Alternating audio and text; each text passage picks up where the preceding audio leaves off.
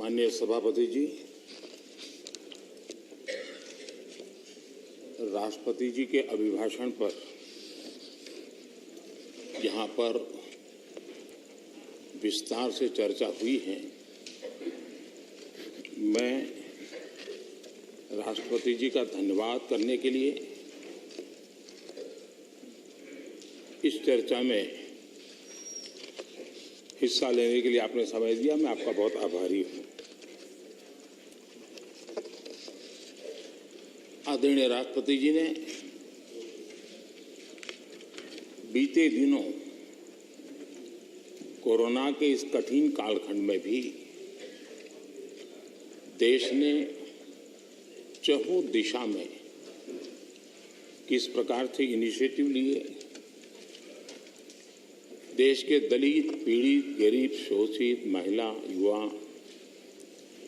उनके जीवन को सशक्तिकरण के लिए, उनके जीवन में बदलाव के लिए देश में जो कुछ भी गतिविधि हुई है उसका एक संक्षिप्त खाका देश के सामने प्रस्तुत किया और उसमें आशा भी है, विश्वास भी है, संकल्प भी है, समर्पण भी है। अनेक माननीय सदस्यों ने विस्तार से चर्चा की है। माननीय खड़गे जी ने कुछ देश के लिए, कुछ दल के लिए, कुछ खुद के लिए काफी कुछ बातें बताई थी। आनंद शर्मा जी ने भी, उनको जरा समय की तकलीफ रही, लेकिन फिर भी उन्होंने कोशिश की और उन्होंने ये कहा कि देश की उपलब्धियों को स्वीकारा जाए। श्रीमान मनोज झा जी ने राजनीति से अभिभाषण परे होना चाहिए, इसकी अच्छी सलाह भी दी। प्रसन्न आचार्य जी ने वीर बाल दिवस और नेताजी से जुड़े कामों के संबंध में भी विस्तार से सराहना की। डॉक्टर फौजिया खान जी ने संविधान की प्रतिष्ठा को लेकर विस्तार से चर्चा की। हर सदस्य ने अपने अनुभव के आधार पर, अपनी राजनीतिक सोच के आधार पर और राजनीतिक स्थिति के आधार पर अपनी बातें हमारे सामने रखी है। मैं सभी माननीय सदस्यों का इसके लिए हृदय से आभार भी व्यक्त करता हूं।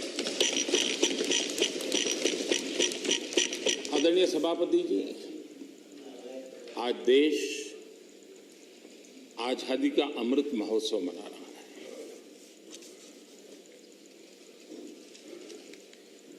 पचहत्तर साल का आजादी के कालखंड में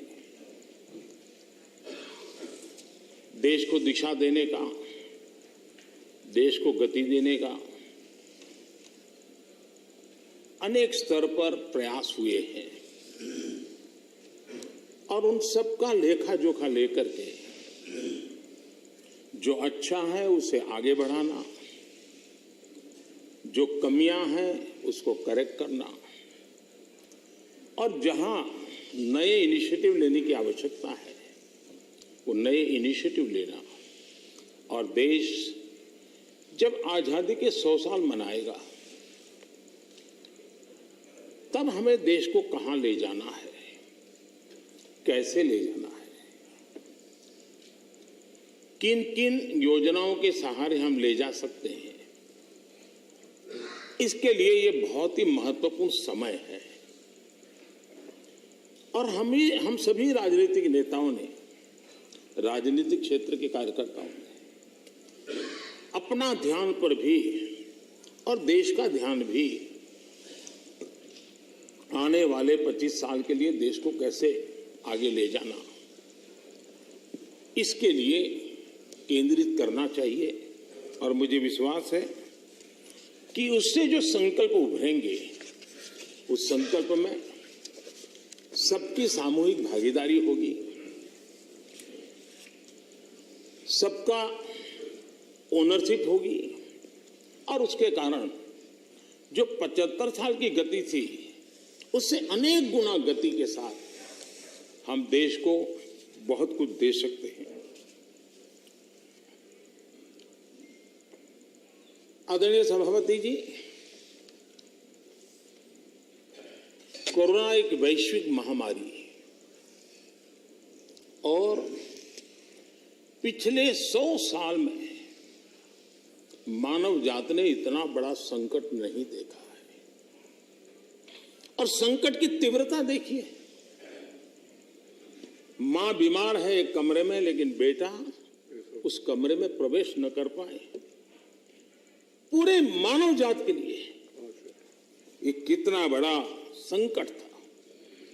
और अभी भी ये संकट बहुरूपिया है, नए नए रंग रूप लेकर के कभी न कभी कुछ न कुछ आफतें लेकर के आता है। और पूरा देश और पूरी दुनिया, पूरी मानव जात उससे जूझ रही है, हर कोई रास्ते खोज रहे हैं। आज 130 करोड़ के भारत के लिए दुनिया में जब प्रारंभिक कोरोना का प्रारंभ हुआ, चर्चा यही थी भारत का क्या होगा और भारत के कारण दुनिया की कितनी बर्बादी होगी, इसी दिशा में चर्चा हो रही थी। लेकिन ये 130 करोड़ देशवासियों की संकल्प शक्ति, उनका सामर्थ्य और उन्होंने जो भी जीवन में उपलब्ध था उसके बीच भी डिसिप्लिन का पालन करने का प्रयास किया कि आज विश्व में भारत के प्रयासों की सराहना हो रही है। और इसका गौरव ये किसी राजनीतिक दल का कार्यक्रम नहीं था, ये अचीवमेंट देश का है, 130 करोड़ देशवासियों का है। अच्छा होता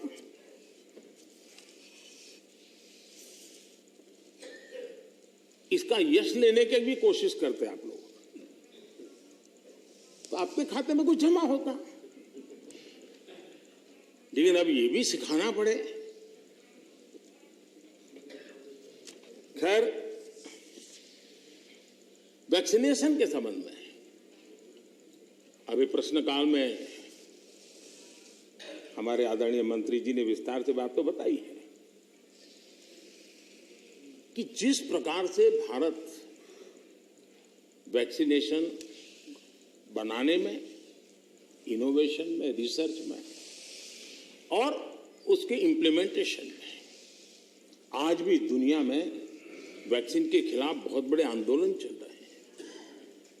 लेकिन वैक्सीन से मेरा लाभ हो या न लाभ हो, लेकिन कम से कम वैक्सीन लगाऊंगा तो मेरे कारण किसी और का नुकसान नहीं होगा। इस एक भावना ने 130 करोड़ देशवासियों को वैक्सीन लेने के लिए प्रेरित किया।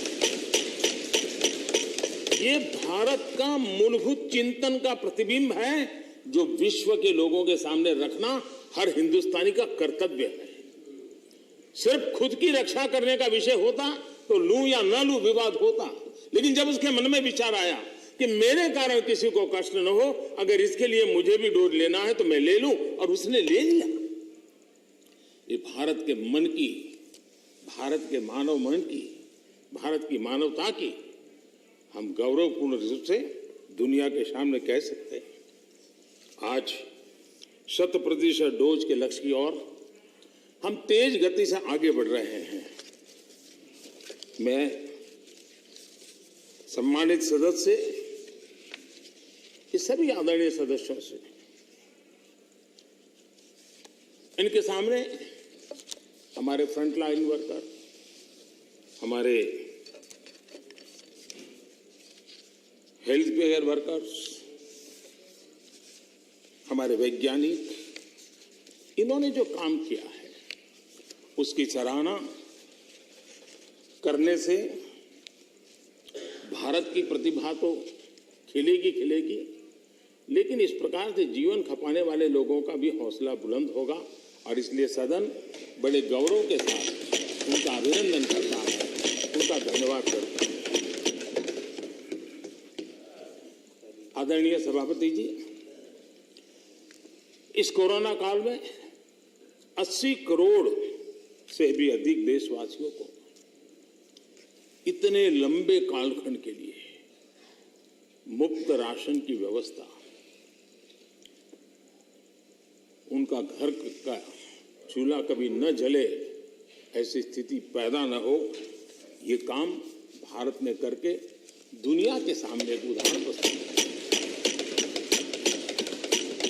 इसी कोरोना काल में जबकि अनेक कठिनाइयां थी, बंधन थे, उसके बावजूद भी प्रगति में रुकावटों की बार बार ऑब्स्टेकल के बीच भी लाखों परिवारों को, गरीबों को पक्का घर देने के अपने वादे की दिशा में हम लगातार चलते रहे और आज गरीब का भी घर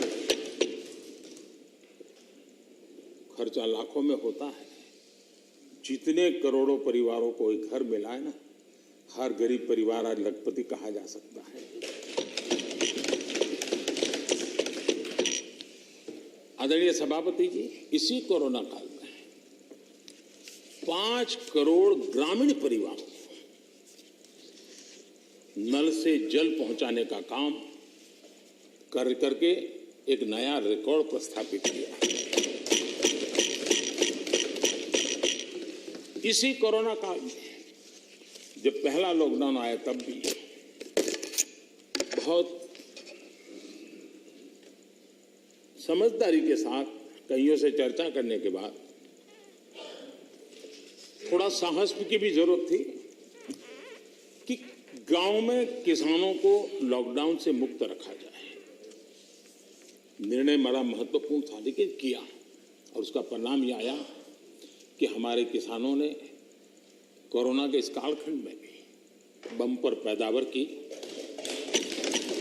और एमएसपी ने भी रिकॉर्ड खरीदी करके नए विक्रम प्रस्तावित किए। इसी कोरोना काल में इंफ्रास्ट्रक्चर से जुड़े हुए कई प्रोजेक्ट्स पूरे किए गए, क्योंकि हम जानते हैं कि ऐसे संकट के काल में इंफ्रास्ट्रक्चर का जो इन्वेस्टमेंट होता है वो रोजगार के अवसरों को सुनिश्चित करता है और इसलिए हमने उस पर भी बल दिया ताकि रोजगार भी मिलता रहे और सारे प्रोजेक्ट्स हम पूरे भी कर पाए। कठिनाइयां थी लेकिन उसको कर पाए। इसी कोरोना काल में चाहे जम्मू कश्मीर हो चाहे नॉर्थ ईस्ट हो, हर कालखंड में विस्तार से इसका विकास की यात्रा को आगे बढ़ाया गया और उसको हमने चलाया है। इसी कोरोना कालखंड में हमारे देश के युवाओं ने खेल जगत के हर क्षेत्र में हिंदुस्तान का तिरंगा, हमारा परचम फहराने में बहुत बड़ा काम किया, देश को गौरव दिया। आज पूरा देश हमारे युवाओं ने खेल जगत में जिस प्रकार से प्रदर्शन किया है और कोरोना के इन सारे बंधनों के बीच उन्होंने अपनी तपस्या को कम नहीं होने दिया, अपनी साधना को कम होने नहीं दिया और देश को गौरव बढ़ाया है। आदरणीय सभापति जी, इसी कोरोना काल में आज जब हमारा देश का युवा स्टार्टअप यानी भारत का युवा एक पहचान बन गई है, एक सिनोनिमस हो गया है। आज हमारे देश के युवा स्टार्टअप के कारण स्टार्टअप की दुनिया में टॉप 3 में हिंदुस्तान को जगह दिला पाई है।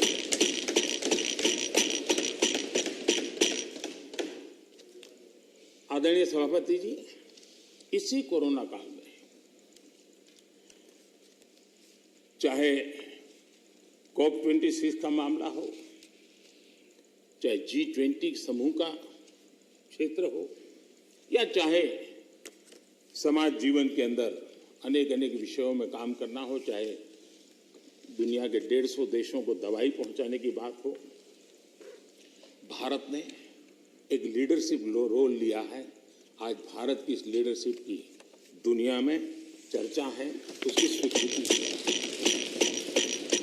आदरणीय सभापति जी, संकट का काल होता है, चुनौतियां अपार होती हो, विश्व की हर शक्ति अपने ही बचाव में लगी होती है, कोई किसी की मदद नहीं कर पाता है। ऐसे कालखंड में उस संकटों से बाहर निकालना, आज मुझे अटल बिहारी वाजपेयी जी की कविता के शब्द हम सबके लिए प्रेरणा दे सकते हैं। अटल जी ने लिखा था,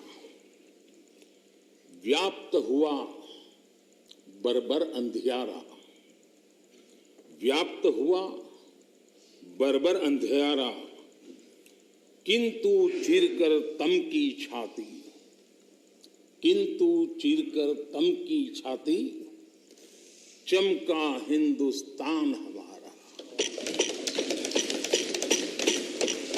किंतु चीरकर तम की छाती, चमका हिंदुस्तान हमारा, शत शत आघातों को सहकर, शत शत आघातों को सहकर, जीवित हिंदुस्तान हमारा, जीवित हिंदुस्तान हमारा।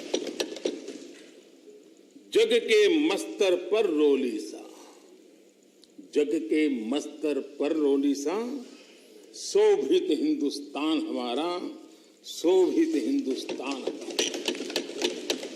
अटल जी के शब्द आज के इस कालखंड में भारत के सामर्थ्य का परिचय कराते हैं। आदरणीय सभापति जी, इस कोरोना काल में सभी क्षेत्रों को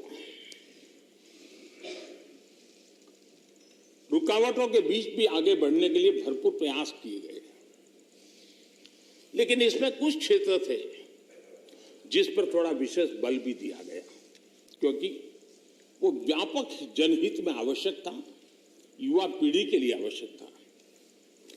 कोरोना काल में जिन विशेष क्षेत्रों पर फोकस किया, उसमें से मैं दो की चर्चा जरूर करना चाहूंगा। एक एमएसएमई सेक्टर, सबसे ज्यादा रोजगार देने वाला एक क्षेत्र है। हमने शिक्षित किया, उसी प्रकार से खेतीबाड़ी क्षेत्र, उसमें भी कोई रुकावट ना आए उसको निश्चित किया, और उसी की वजह से जैसे मैंने वर्णन किया, बम्पर क्रॉप हुआ, सरकार ने रिकॉर्ड खरीद भी की। महामारी के बावजूद गेहूं, धान की खरीदी के नए रिकॉर्ड बने। किसानों को ज्यादा एमएसपी मिला, और वो भी डायरेक्ट बेनिफिट ट्रांसफर की स्कीम के तहत मिला। पैसा सीधा उनके बैंक खातों में जमा हुआ। और मैंने तो पंजाब के लोगों के कई वीडियो देखे, क्योंकि पंजाब में पहली बार डायरेक्ट बेनिफिट ट्रांसफर से पैसा गया। उन्होंने कहा था, मेरा खेत तो उतना ही साइज है, हमारी मेहनत उतनी है, लेकिन खाते में इतना रुपया एक साथ आता है, पहली बार जिंदगी में।